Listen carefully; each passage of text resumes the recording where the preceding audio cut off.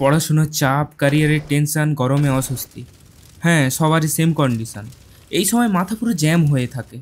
তাই mind fresh করতে ঠিক করলাম ভোরবেলা ট্রাভেল করে যাব ডায়মন্ডের নদীর পাড়ে। ভোরের ট্রাভেল আমার খুবই পছন্দের। এই সময় চারিদিকে একটা আলাদাই সতেজতা থাকে। আর আমি একা না, স্নেহও সঙ্গে যাবে। একটা সঙ্গে থাকা খুবই ভালো। আর ট্রেন ছিল পুরো ফাঁকা, কারণ ট্রেনটা ছিল স্নেহার বাপির, তাই আমাকেও বসতে দিচ্ছিল না।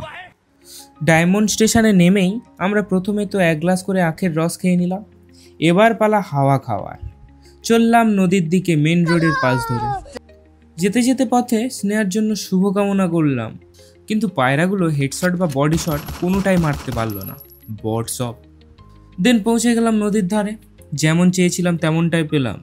মেঘলা আকাশ, ঠান্ডা হাওয়া, সব মিলিয়ে মাইন্ড ফ্রেশ করা ওয়েদার। আর এটাই তো চেয়েছিলাম। সবশেষে 150 করে পরোটা খেয়ে সুন্দর স্মৃতি সাজিয়ে চললাম বাড়ি। আমাদের যাত্রা এখানেই শেষ। আর প্রশ্ন থাকলে কমেন্ট করো।